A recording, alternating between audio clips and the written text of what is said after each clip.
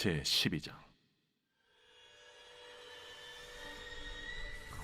하늘에 큰 이적이 보이니 해를 옷 입은 한 여자가 있는데 그 발 아래에는 달이 있고 그 머리에는 12별의 관을 썼더라. 이 여자가 아이를 베어 해산하게 되매 아파서 애를 쓰며 부르짖더라. 하늘에 또 다른 이적이 보이니 보라, 한 큰 붉은 용이 있어 머리가 7이요 뿔이 10이라. 그 여러 머리에 7 왕관이 있는데 그 꼬리가 하늘의 별 3분의 1을 끌어다가 땅에 던지더라. 용이 해산하려는 이 여자 앞에서 그가 해산하면 그 아이를 삼키고자 하더니 여자가 아들을 낳으니 이는 장차 철장으로 만국을 다스릴 남자라. 그 아이를 하나님 앞과 그 보좌 앞으로 올려가더라. 그 여자가 광야로 도망하며 거기서 1260일 동안 그를 양육하기 위하여 하나님께서 예비하신 곳이 있더라.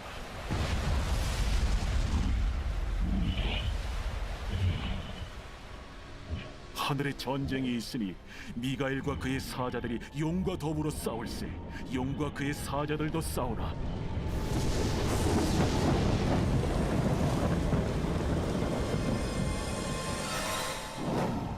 이기지 못하여 다시 하늘에서 그들이 있을 것을 얻지 못한지라.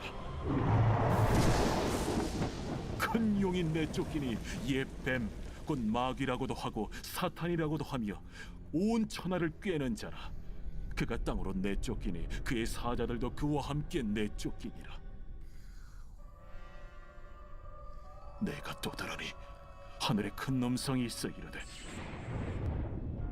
이제 우리 하나님의 구원과 능력과 나라와 또 그의 그리스도의 권세가 나타났으니 우리 형제들을 참소하던 자, 곧 우리 하나님 앞에서 밤낮 참소하던 자가 쫓겨나고 또 우리 형제들이 어린 양의 피와 자기들이 증언하는 말씀으로써 그를 이겼으니 그들은 죽기까지 자기들의 생명을 아끼지 아니하였다. 그러므로 하늘과 그 가운데 거하는 자들은 즐거워하라. 그러나 땅과 바다는 화 있을진저. 이는 마귀가 자기의 때가 얼마 남지 않은 줄을 알므로 크게 분내어 너희에게 내려갔습니다. 용이 자기가 땅으로 내쫓긴 것을 보고 남자를 낳은 여자를 박해하는지라. 그 여자가 큰 독소리의 2 날개를 받아 광야 자기 곳으로 날아가 거기서 그 뱀의 낯을 피하여 한 때와 2 때와 반 때를 양육받으며 여자의 뒤에서 뱀이 그 입으로 물을 강같이 토하여 여자를 물에 떠내려가게 하려 하되 땅이 여자를 도와 그 입을 벌려 용의 입에서 토한 강물을 삼키니 용이 여자에게 분노하여 돌아가서 그 여자의 남은 자손 곧 하나님의 계명을 지키며 예수의 증거를 가진 자들과 더불어 싸우려고 바다 모래 위에 서 있더라. 오늘도 이 새벽에 주님의 보좌 앞으로 나오신 성도님들에게 하나님의 은혜와 평강이 함께 하시기를 축원드립니다. 오늘 요한계시록 12장 말씀 함께 살펴보도록 하겠습니다. 요한계시록은 예수 그리스도의 계시입니다. 예수 그리스도께로부터 나온 계시이며 예수 그리스도에 관한 계시입니다. 요한계시록이 보여주는 예수 그리스도의 모습은 구름 타고 다시 오시는 예수님이십니다. 그래서 요한계시록 그 자체가 두려움의 책이 아니라 소망의 책이며 또 천국을 바라보는 용기의 책임을 우리가 알 수 있죠. 사도 요한이 밤모섬에서 유배되어 기도하던 중 어느 주일날 큰 음성을 듣게 되었는데 7 교회에게 편지하라는 내용이었습니다.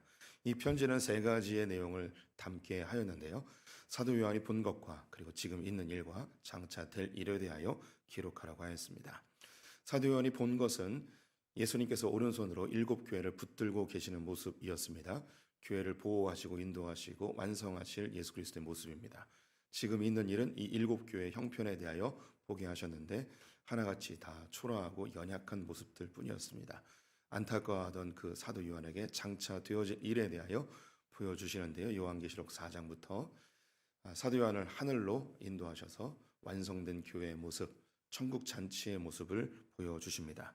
사도 요한을 흥분하여 어떻게 이 초라한 교회가 아름다운 완성된 교회가 될 것인지 궁금하였는데 하나님의 오른손에 두루마리가 붙들려 있었습니다. 이것을 예수 그리스도께서 취하셔서 펼치어 보이시며 연약한 교회가 어떻게 아름다운 교회로 완성하는지를 보여주십니다. 이 두루마리에 기록된 것은 7가지의 환란이었는데요. 이것을 요한계시록에서는 인해재앙, 나팔재앙, 대접재앙으로 설명해 주고 있습니다. 이 재앙들은 다른 것이 아니고 같은 것을 다른 관점으로 그리고 중점적으로 초점을 맞추어 설명을 하고 있습니다. 인해재앙에서는 1번부터 5번까지, 나팔재앙에서는 5번과 6번, 그리고 대접재앙에서는 6번과 7번을 자세하게 설명해 주고 있습니다. 1번부터 4번은 역사 속에 늘 존재하는 전쟁, 기근, 질병, 거짓 선지자를 통하여 교회의 알곡과 쭉정이를 걸러내시며 교회를 연단하시는 작업입니다. 하지만 주님이 가까이 오시게 되어지면 5번째, 6번째, 7번째 재앙을 통하여 아주 극심한 고통, 극심한 재앙이 일어나고 집단적인 배교와 또 온 나라가, 온 세계가 하나님을 대적하는 일들이 나타나게 될 것입니다. 그런데 이것을 또 우리가 두려워하지 않아도 되는 것이 5번째, 6번째 재앙에서 정갈에 쏘는 것과 뱀에 쏘는 것으로 사람들을 미혹하여 하나님을 대적하는 문화가 전 세계적으로 일어나게 되어질 것입니다. 문화, 예술, 과학, 철학, 사상, 이 모든 분야에서 사람들은 하나님을 대적하는 흐름으로 가게 되죠. 이것이 그들을 행복하게 해줄 것 같고 하나님 없으면 기쁠 것 같지만 오히려 세상은 더 혼란해지고 더 음란해지고 도둑질과 더 복잡하고 사람들은 죽을 것 같은 고통으로 세상을 살아가게 됩니다. 이런 세대 속에서 이 정갈에 쏘는 것과 뱀에 쏘는 것에 전혀 해를 당하지 아니하는 사람들이 있는데 그들이 누구냐면 하나님의 말씀을 받아 먹은 자들, 입에는 달지만 속에서 쓴, 이것이 우리를 살리고 우리에게 중요한 기준이 되어서 이 세상의 풍조에 휘말리지 아니하고 하나님의 말씀으로 멋지게 살아내는 자들, 이들은 이 세상에 정갈이 쏘는 것과 뱀에 쏘는 것에 전혀 해를 당하지 않는 자들이 됩니다. 이렇게 이제 세상은 하나님을 대적하는 세력과 하나님의 나라를 세워가는 이 두 세력으로 흘러가게 되어 있습니다. 역사 속에서 계속 이것이 진행되어 왔고 특별히 예수 그리스도의 오심으로 하나님 나라가 이제 이루어지는 것을 선포하셨죠. 보라, 천국이 가까웠다. 천국이 이루어졌음을 예수님이 말씀하셨습니다. 다 이루었다 이야기하시며 이 땅 가운데 예수 그리스도가 왕이 되시고 교회가 이 땅에 하나님 나라를 만들어 갑니다. 하나님 나라가 이 세상 가운데 침노에 들어오신 것이죠. 동시에 이 세상의 공중권세 잡고 있었던 사단과 그 무리들은 하나님의 나라가 이루어지지 아니하도록 끊임없이 방해하고 공격하고 박해하게 됩니다. 그래서 하나님의 나라를 이루려는 교회와 하나님 나라를 파괴하려는 악한 세력 간의 이 영적 전투가 역사 속에서 계속해서 진행되어지고 있습니다. 이것을 7년을 기준으로 해서 3년 반, 3년 반으로 묘사하며 이 7년이라는 인류의 역사 가운데 하나님 나라를 이루려는 세력과 하나님 나라를 파괴하려는 세력의 끊임없는 영적 다툼이 있음을 숫자적으로 우리에게 보여주고 있습니다. 어제 본 것이 이 사단의 세력, 하나님 나라를 파괴하려는 세력은 48달이라는 표현으로 매우 작게 표현하고 반대로 하나님 나라를 이루려는 세력을 3년 반을 1280일로 하여서 길게 좀 풍성하게 묘사함으로 결국 그 승리가 하나님의 백성들을 통하여 이루어질 것을 보여주고 있습니다. 이제 그 12장에 넘어오면서 이 세상에 하나님 나라를 파괴하려 하는 그 황충과 그 뱀에 쏘는 그 무리들의 우두머리가 있었습니다. 우두머리. 그 우두머리가 누구인지 설명해 줍니다. 이 모든 하나님 나라를 파괴하려는 세력의 우두머리가 누구이고 또 어떻게 파괴하는지 그것을 보여주는데요. 12장과 13장에 나옵니다. 그래서 이거 한번 언급을 해드렸는데 사탄과 그 밑에 두 짐승이 있고요. 그리고 하나님의 진영에서는 머리 대신 예수 그리스도와 두 증인 어제 보았던 구약의 교회와 신약의 교회를 이야기했습니다. 그래서 이 두 구도로 이 세상의 역사가 영적 전쟁이 흘러가게 되는 겁니다. 그래서 오늘 그 우두머리 사탄이 어떤 존재인지 보겠습니다. 이 부분은 사실 이 새벽에 다 설명하기가 쉽지가 않습니다. 우리 성도님들이 저와 함께 신앙생활하면서 선 이해가 있는 분들은 조금 쉽게 이해가 될 것이고, 오늘 처음 듣는 분들은 이해하기가 조금 어려울 수 있습니다. 그러면 어떻게 해야 되는가? 소풍교회를 한 10년 다니면 됩니다. 한 10년 다니면서 이해하시면 돼요. 또 12장을 또 가열차게 물 한 모금 마시고 진행해 보겠습니다.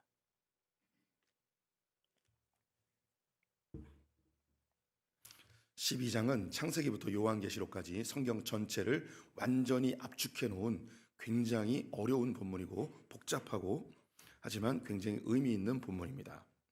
1절부터 보겠습니다.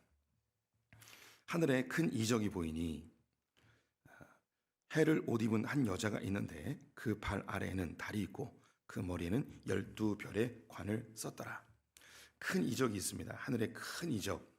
이 이적은 사인인데요, 하나님의 메시지를 담은 이적입니다. 이 이적이, 하나님의 메시지가 담겨있는 이 이적에 한 여자가 등장을 합니다. 해로 옷 입었고 발 안에는 달이 있고 머리에는 12관을 썼습니다. 굉장히 영광스러운 존재라는 것이죠.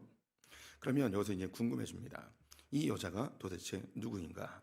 이 여자를 설명해 주고 있는데요, 2절에 이 여자가 아이를 베어 해산하게 되매 아파서 애를 쓰며 부르짖더라. 첫 번째 이 여자에 대한 힌트는 아기를 베었다고 이야기합니다. 또 궁금해지죠? 그럼 이 아이가 누구인가? 이 아이에 대해서 5절에 설명해 주고 있습니다. 여자가 아들을 낳으니 이 아이는 아들이었습니다. 이는 장차 철장으로 만국을 다스릴 남자라. 그 아이를 하나님 앞과 그 보좌 앞으로 올려가더라. 이 여자가 아들을 낳는데 이 아들이 철장으로 쇠 몽둥이로 만국을 다스릴 남자입니다. 우리 성도님들은 이 남자가 누군지 아시겠습니까? 성경을 창세기부터 유다서까지 쭉 읽어온 사람들은 이 남자가 누군지 압니다. 이 아들이 누군지 알죠. 이 아이는 누구냐면 예수 그리스도입니다. 그럼 이 여자가 누구일까요? 예수 그리스도를 낳은 이 여자. 그럼 우리가 금방 생각나는 것이 예수 그리스도를 낳은 여자니까 마리아가 떠오르겠죠. 그런데 이 여자는 마리아는 아닌 것 같아요. 왜냐하면 이 여자에 대해서 한 가지 더 설명을 합니다. 17절 말씀에 보면 용이 여자에게 분노하여 돌아가서 그 여자의 남은 자손, 이 여자에게는 다른 자식들도 있습니다. 이 자식들이 누구냐? 곧 하나님의 계명을 지키며 예수의 증거를 가진 자들과 더불어 싸우려고 바다 모래 위에 서 있더라. 이 여자에게는 다른 자식들이 있는데 이 자식이 누구냐면 하나님의 계명을 지키고 예수 그리스도의 증거를 가진 자들입니다. 예수 그리스도의 증거를 가진 자들이 누굴까요? 저와 우리 성도님들이겠죠. 성도들이에요, 성도들. 이 여자가 예수 그리스도를 낳았고 또 누구를 낳았냐면 성도들을 낳았습니다. 그럼 이 여자는 누굴까요? 네, 우리는 성경을 창세기부터 쭉 읽어온 사람은 이 여자가 누군지 이 정도 되면 알 수 있습니다. 이 여자는 교회입니다. 교회. 그러면 이 교회는 하나님 아버지의 신부되어진 교회입니다. 그래서 이 교회를 통하여 아들 예수 그리스도가 낳게 되어지고 예수 그리스도의 형제 되어진 우리 성도님들이 태어나게 된 것이죠. 그런데 여기 또 한 가지의 이적이 있습니다. 이건 역시 하나님께서 주시는 메시지인데요. 3절에 하늘에 또 다른 이적이 보이니 보라, 한 큰 붉은 용이 있어 머리가 7이요 뿔이 10이라. 그 여러 머리에 7 왕관이 있는데 또 다른 큰 이적이 있습니다. 이 붉은 용이 나타났습니다. 머리가 7이고 뿔이 10개고 7 왕관을 썼습니다.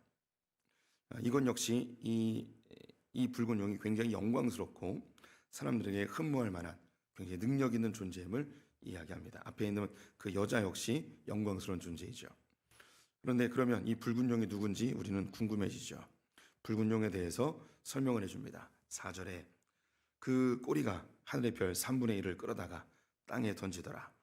붉은 용이 해산하려는 여자 앞에서 그가 해산하면 그 여자를 삼키고자 하더니, 이 붉은 용은 하늘의 별 3분의 1을 끌어다가 땅에 던져버렸습니다.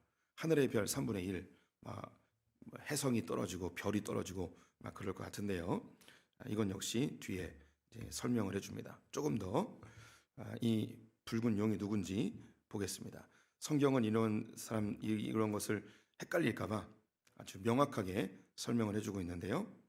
9절에 큰 용이 내쫓기니 옛뱀 곧 마귀라고도 하고 사탄이라고도 하며 온 천하를 꿰는 자라. 그가 땅으로 내쫓기니 그의 사자들도 그와 함께 내쫓기더라. 이 붉은 용이 누구냐면 옛뱀. 옛뱀은 창세기 3장에 나와 있는 그 뱀입니다. 마귀라고도 하고요, 사탄이라고도 합니다.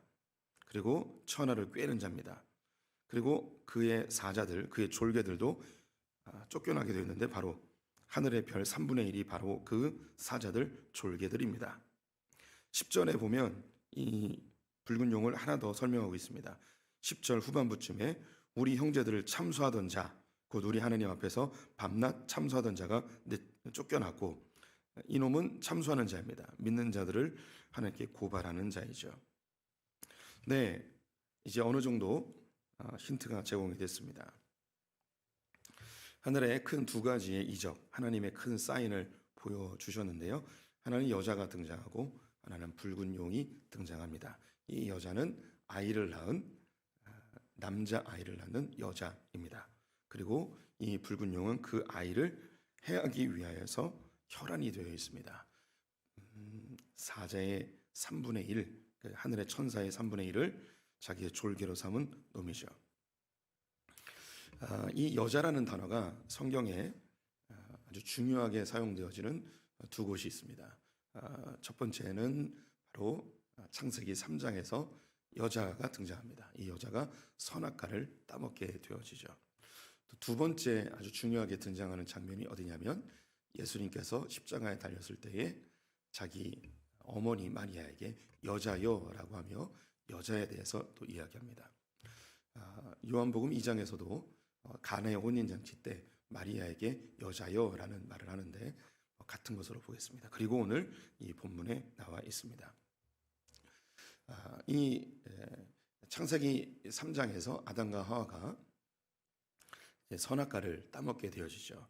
그때에 옛뱀이라고 하여지는 이놈이 꿰어서 미혹하여서 아담과 하와가 선악과를 따먹게 됩니다. 이로 인하여서 여자는 아이를 낳는 수고를 둬야 되고 남자는 땀 흘려야 되는 수고를 하게 됩니다. 이때에 이 뱀에게 하나님께서 이제 징계를 하시는데 뱀과 여자는 원수가 되어지고 뱀의 후손과 여자의 후손이 원수가 되어진다고 합니다. 그러면서 한 가지를 이야기하는데 너는 여자의 후손의 발꿈치를 상하게 하겠지만 여자의 후손이 네 머리를 박살낼 것이다 라고 하나님께서 선포하십니다. 이 선포는 이 옛뱀, 사탄, 마귀에게 엄청난 큰 전쟁의 선포입니다. 여자의 후손이 네 머리를 박살낼 것이다. 이 이야기를 들었을 때에 이 옛뱀, 사탄, 마귀는 한 가지의 중요한 사명이 생깁니다. 그 사명이 뭐냐면 여자가 후손을 낳으면 내가 죽을 수도 있으니 이 여자의 후손을 낳지 못하도록 이 여자를 공격하고 혹시 이 여자가 후손을 낳아도 이 여자의 후손을 내가 반드시 죽여버려야만 내가 살 수 있구나라는 생각을 하게 되겠죠. 그럼 이 사탄은 그 다음부터 여자를 이제 공격하게 됩니다. 이 여자라 함은 여자의 후손, 이 씨 자손을 품은 이 씨를 품은 자가 바로 여자입니다. 이것은 단지 하와가 아니고 점점점 확장되면서 이스라엘 전체가 구약의 교회가 이 예수 그리스도의 씨를 담은 자, 예수 그리스도를 담은 자, 준비된 자로 나타나게 됩니다. 그래서 그 다음부터 여자의 후손을 품은 자들, 즉 믿음의 계대가 흘러가는 것을 사탄이 끊임없이 공격합니다. 이 공격이 박해가 될 때도 있고요, 미혹이 될 때도 있고, 또 이 세상의 물질의 유혹이 될 수도 있습니다. 그래서 성경의 역사를 잠시 살펴드리면 3장에서 이렇게 아담과 하와가 범죄하고 바로 4장에 뭐가 나오냐면 가인과 아벨이 제사를 드리다가 가인이 자기의 제사가 하나님께 상달되지 않자 분노하여서 아벨을 돌로 쳐 죽이게 됩니다. 이것이 왜 성경에 기록되어 있는가? 단순히 예배에 거절당해서 분노하여 죽인 것이 아니고 이 가인과 아벨 중에 여자의 후손, 그 씨가 어디에 담겨 있었냐면 아벨에게 담겨 있었는데 이 아벨이 이 씨가 전달되지 아니하도록 가인의 마음을 격동시켜 분노하여 시기함을 갖게 하여서 그 마음을 꿰어서 죽이게 하죠. 이렇게 하면 여자의 후손이 사라지고 여자가 사라질 것이라고 사단은 판단하게 됩니다. 그런데 하나님께서는 셋이라는 다른 씨를 준비시켜 놓습니다. 성경은 친절하게 다른 씨라고 설명을 해주고 있습니다. 그래서 이 가인의 후손들이 인류를 이루게 되고 셋의 후손들이 인류를 이루게 되어집니다. 6장을 가게 되면 가인의 후손들이 셋의 후손, 즉 아담의 후손들 전체를 미혹하게 됩니다. 서로 자기가 원하는 대로 여자를 얻어 결혼하였다고 하는데 이 결혼은 완전한 연합을 의미하죠. 그래서 가치관으로, 문화적으로, 삶으로 아담의 후손들을 이 가인의 후손들이 다 점령해 버립니다. 그래서 성경은 판단하기를 그들이 생각하는 모든 것이 악하다 이야기하며 하나님은 한탄하시며 인류를 멸망시키죠.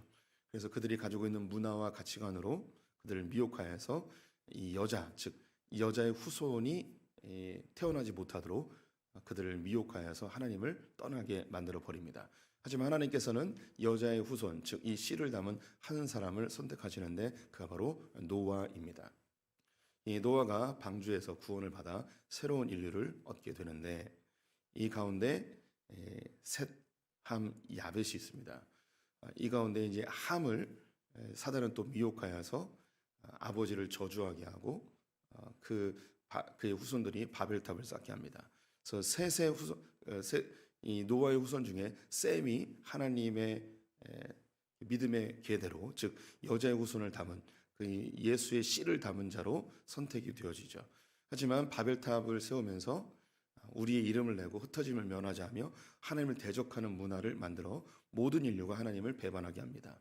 이 가운데 하나님께서 심판치 아니하고 언어를 가르게 하시며 그 바벨에서 한 하나님의 믿음의 씨를 가진 자, 우리가 믿음의 조상이라고 하죠. 아브라함을 선택하셔서 가나안 땅으로 인도하시어 새로운 인류를 또 만들어 갑니다. 즉 여자를 만들어 가는 거죠. 하나님의 신부를 만들어 가게 됩니다. 그래서 이 아담과 이제 아브라함과 사라, 즉 아담과 하와 같은 창세기 3장의 아담과 하와로, 그리고 창세기 11장의 사라와 아브라함으로 또 다른 인류가 시작되어짐을 보여줍니다. 여기서 이 아브라함과 사라 사이에 이 새로운 씨를 통하여 하나님의 신부를 만들어 가려 하시는데 여기에 하갈이 공격하게 하고 또 애굽의 바로가 공격하게 하고 또 그랄 땅의 아비멜렉이 사라를 범하게끔 사탄이 계속해서 그들을 미혹하죠. 하나님이 보호하셔서 다른 것이 그 태를 침범하지 못하게 하여 이삭을 낳게 합니다. 그런데 이 이스마엘이라는 이 또 다른 존재가 이삭을 공격하는 장면이 또 나옵니다. 그래서 쫓겨나게 되어지죠. 하나님께서 이 이삭을 통하여 하나님의 씨가 흘러가게끔 하는데 끊임없이 이 이삭을 공격하고 아브라함과 사라를 공격하는 그런 이야기가 창세기에 나오게 됩니다. 이삭이 보호받아서 하나님의 후손으로, 그리고 이 여자의 후손을 담은 하나님의 씨를 담은 후손으로 흘러가게 되죠. 쌍둥이를 낳게 됩니다. 에서와 야곱을 낳는데 에서와 야곱 중에 하나님은 누구에게 이 여자의 후손, 즉 씨를 담아놓느냐? 야곱에게 씨를 담아놓죠. 그래서 에서를 사단이 미혹하여서 그를 격동시켜 죽이려고 하죠. 하나님께서 보호하시어 하란으로 피난케 하십니다. 이 야곱에게 4명의 아내와 12명의 자녀들이 있었는데 그 가운데 요셉이 여자의 후손 씨를 담게 됩니다. 그래서 형들이 요셉에 대하여 시기하고 분노하고 질투하여서 그를 죽이려고 하죠. 근데 하나님께서 보호하셔서 이 요셉을 애굽의 보디발의 종으로 팔려가게 하십니다. 보호하세요. 끊임없이 사단은 그 주변의 사람들과 상황을 통하여 하나님의 씨가 흘러가지 못하도록, 하나님의 후손이 흘러가지 못하도록 계속해서 공격합니다. 하지만 하나님이 그들을 보호하시고 인도하시고 피할 곳을 늘 예비해 두십니다. 이 요셉이 구원자가 되어 자기의 형제들을 다 용서하고 애굽을 풍요롭게 한 이후에 400년이 지나 이 요셉은 이스라엘 민족이 되어 가나안 땅으로 들어가게 됩니다. 그래서 창세기에서 출애굽기로 넘어가면서 이제 한 인간이 아니라 아브라함이나 이삭이나 야곱이나 요셉이라는 한 개인에게 하나님의 씨가 담기는 것이 아니고 민족에게로 바뀌게 됩니다. 그래서 야곱이 이스라엘이 되죠. 이스라엘 민족 안에 하나님의 씨가 담기게 됩니다. 이때부터는 족장으로가 아니라 지파별로 옮겨 다니게 됩니다. 처음에는 에브라임 지파가 하나님의 선택된 씨였는데 이것이 유다 지파로 다시 바뀌게 되어지죠. 그래서 이스라엘 전체 안에서 그 지파가 중요한 게 아니고 이스라엘 전체가 하나님의 신부가 됩니다. 이 이스라엘 역시 하나님의 이 씨를 담고 있기 때문에 여자의 후손이 태어나지 못하도록 온갖 이방 세력들이 공격합니다. 미혹합니다. 음란하게 만들고 아수르가 공격하고 바벨론이 공격하고 애굽이 공격합니다. 그럼에도 불구하고 그 나라가 다 망하는 것 같았지만 하나님은 이 여자의 후손이 담겨 있는 이 믿음의 사람들을 계속해서 보호하시고 피할 것을 예비하시죠. 그것을 구약에서 남은 자라고 이야기합니다. 이 남은 자들 가운데 이사야서에서 처녀가 잉타하여 아들을 낳을 것이다 이야기합니다. 이 남은 자가 마태복음에 와서 알려지게 되죠. 마리아와 요셉을 통하여 드디어 하나님이 준비하셨던 그 여자의 후손이 태어나게 됩니다. 여자의 후손이 태어나는 것을 본 사단은 견디지 못하죠. 그래서 헤롯을 통하여 2세 미만의 아이들을 다 죽이려 합니다. 그때 하나님께서 또 이 여자의 후손이 태어날 때에 애굽에서 보호하게 되죠. 나사렛 조그만 동네에서 성장하게 하신 이후에 또 이 예수 그리스도가 인류를 구원하는 일을 하지 못하도록, 다시 말해 하나님 나라를 이루지 못하도록 종교 지도자들과 율법학자들과 바리새인들을 통하여 예수 그리스도를 공격하고 결국 십자가에 달려 죽게 만들어 버렸습니다. 이때 사탄은 쾌재를 부르죠.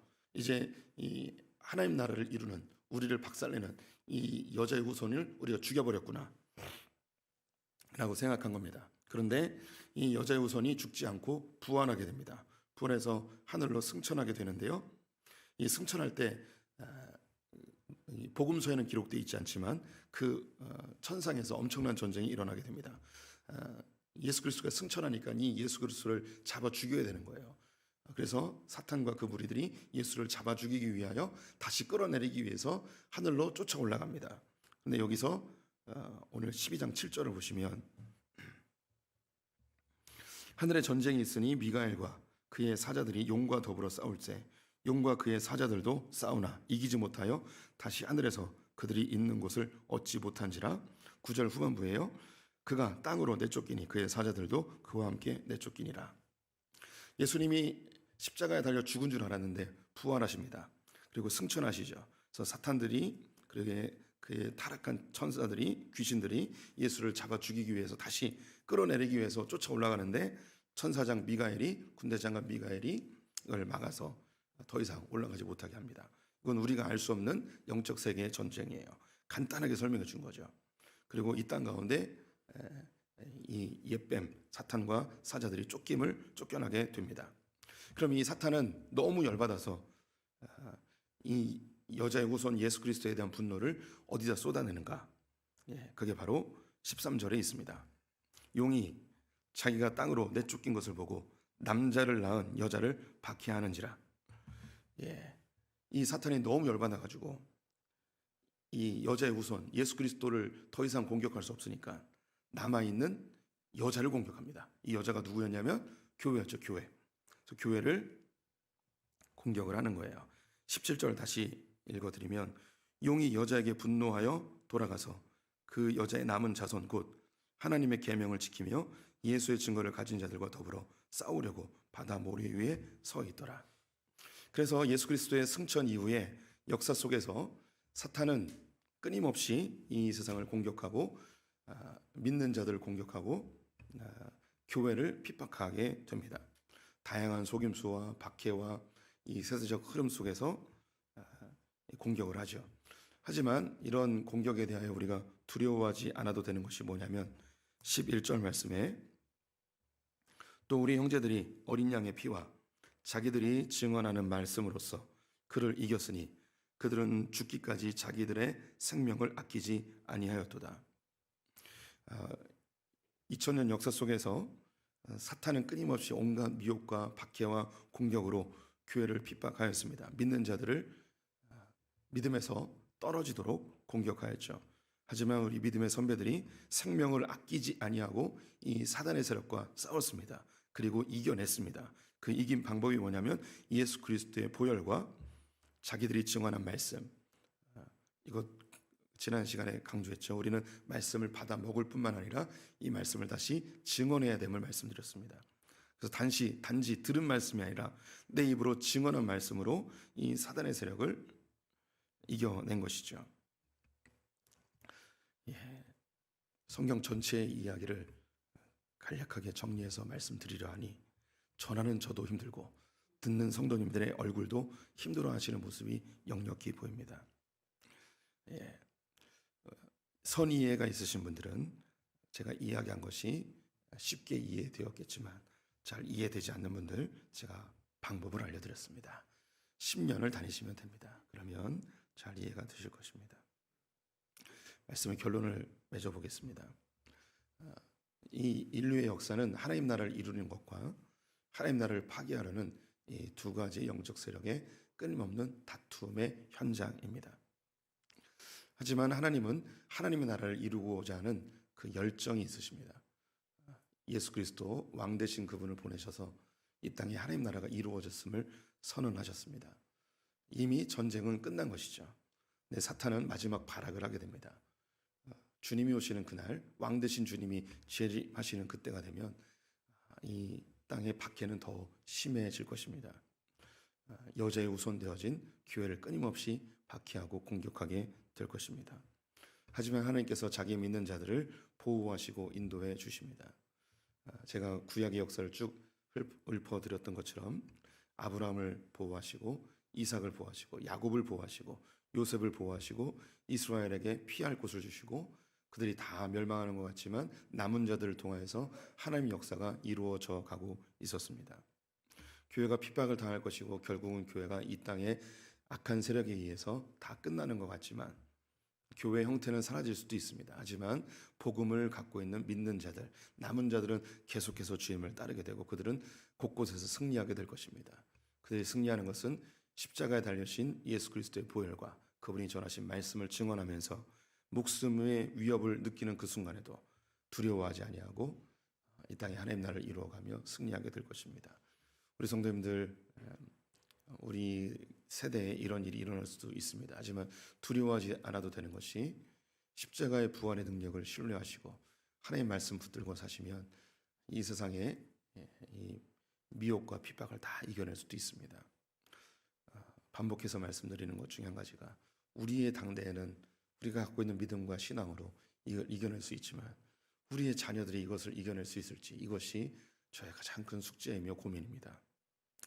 그래서 할 수 있는 대로 우리의 자녀들에게 예수 그리스도의 보혈의 능력과 그분의 말씀을 전해야 되는 것이 우리의 사명입니다. 우리는 이미 감각적으로 느끼고 있습니다. 더 우리의 신앙생활하기가 어려워질 것과 주님 오실 날이 가까워짐을 느끼고 있죠. 그래서 우리는 더 갈급한 마음으로 그리고 우리 간절한 마음으로 이 신앙을 우리의 다음 세대에게 전하기 위해서 몸부림쳐야 될 것입니다. 두려워하지 않으시되 우리가 말씀을 또 담대하게 전하는 소풍의 성도들 되셨으면 좋겠습니다. 기도하겠습니다. 하나님, 하늘의 큰 이적, 하나님의 그 영적인 흐름, 창세기부터 요한계시록까지 흐르고 있는 인류 역사의 영적인 흐름을 보게 하여 주시니 감사합니다. 우리가 다 이해하지 못하였을지라도 하나님께서 우리에게 깨닫는 은혜를 주시고 마지막 때에 오히려 예수 그리스도의 보혈과 주의 말씀으로 승리하기로 결단하는 소풍의 성도들 되게 하여 주시옵소서. 사단은 끊임없이 온 천하를 꾀하며 우리를 참소하며 우리를 공격합니다. 하지만 주님께서는 늘 우리에게 피할 길을 주시며 이길 믿음을 주시고 또 사단의 세력을 파하는 말씀의 검을 주시니 감사합니다. 우리가 이 믿음 지킬 뿐만 아니라 우리의 다음 세대, 우리의 자녀들에게도 이 믿음을 심겨주는 소풍교회 되게 하여 주시옵소서. 오늘 하루 주님께 의탁드리며 예수님의 이름으로 기도드렸습니다.